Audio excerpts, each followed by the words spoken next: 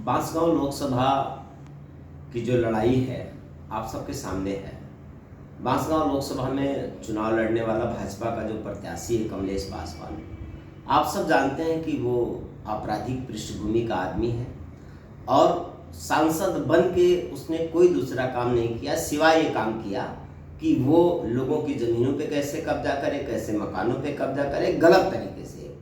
और इसका सबसे बड़ा उदाहरण ये भी है कि कई जगह वो मार भी खा जाता है, गाली भी सुनता है। गोरखपुर में पेनेसिया जो कांड हुआ था, पेनेसिया पे जिस तरह से कमलेश पासवान को लोगों ने दौड़ा करके गाली दिया, ये अखबारों में भी छपा था, सब जानते हैं।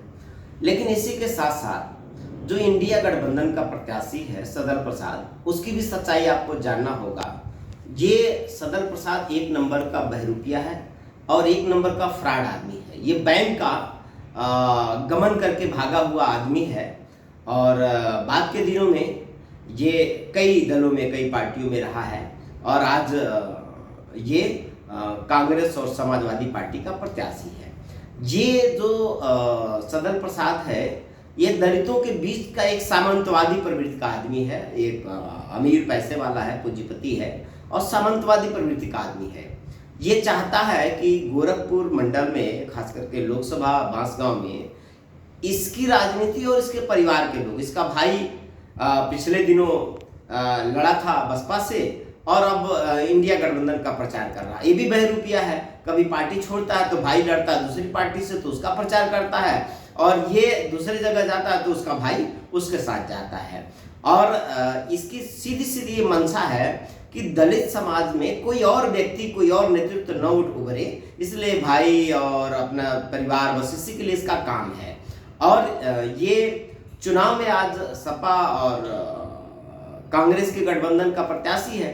ये 4 साल 9 महीना इसका कहीं अता पता नहीं रहता है, बल्कि एक ये आश्चर्य की बात है कि एक नेता, ये नेता बनता है और इसको कोई आज तक ये नहीं जान पाया कि कहाँ पे रहता अस्थायी रूप से। ये किसी को अपना घर भी नहीं दिखाता, बगेड़ू टाइप का नेता है जो भागता रहता है और अपना पहचान नहीं बताता, अपना घर, अपना एड्रेस किसी को नहीं बताता, इस तरह का आदमी है ये। तो ये बांसगांव लोकसभा का जो चुनाव है, इसमें आपको सावधान रहना है।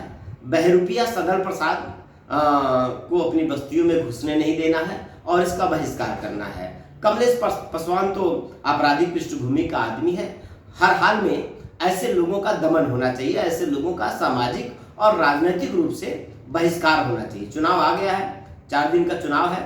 ये चुनाव में तो ये आ गए हैं बरसाती मेढक की तरह, टर टर जगह जगह कर रहे हैं, कूद रहे हैं इधर उधर।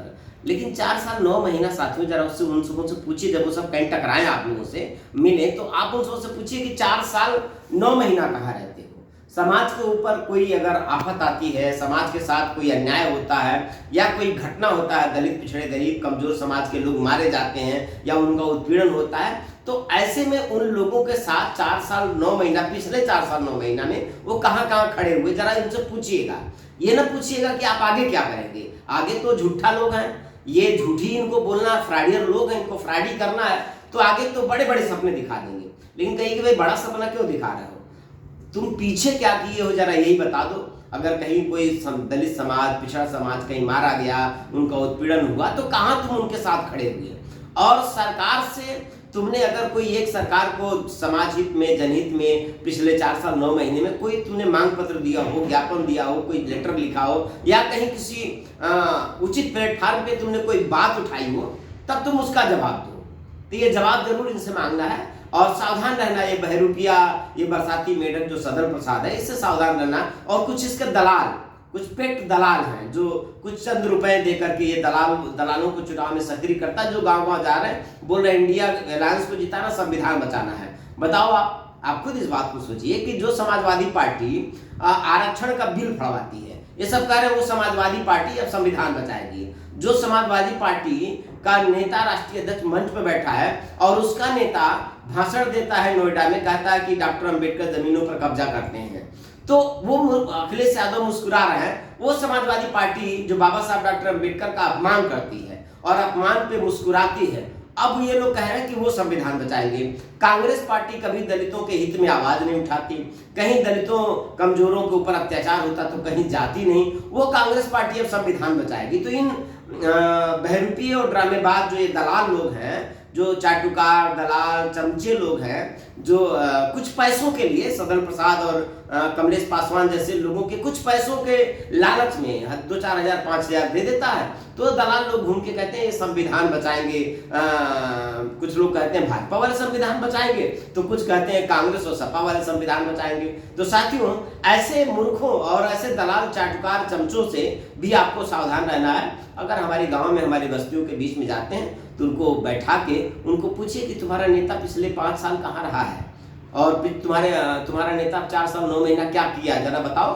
तुम 3 महीने में बरसाती मेंढक की तरह उपट गए हो। तो ऐसे लोगों को आप खुलकर जवाब दीजिए और पूछिए, और उनको बताइए कि जब श्रवण कुमार निराला हम गरीबों के हक के लिए लड़ रहे थे, जब श्रवण कुमार निराला हमारी आवाज उठा रहे थे, श्रवण कुमार निराला हमारे लिए जेल गए, श्रवण कुमार निराला का गरीब जनता की लड़ाई लड़ने के कारण श्रवण कुमार निराला का घर सीज हुआ, तो तुम लोग कहाँ थे?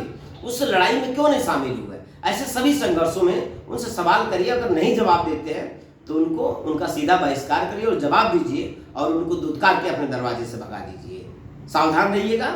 इन बहरूपीय सपा और कांग्रेस इंडिया अलायंस का बहरूपीय प्रत्याशी और भाजपा भारतीय जनता पार्टी का जो एक क्रिमिनल आपराधिक पृष्ठभूमि का प्रत्याशी, इन सभी लोगों से सावधान रहिएगा साथियों, और बहुत जल्द हम आपके बीच में होंगे। जय भीम।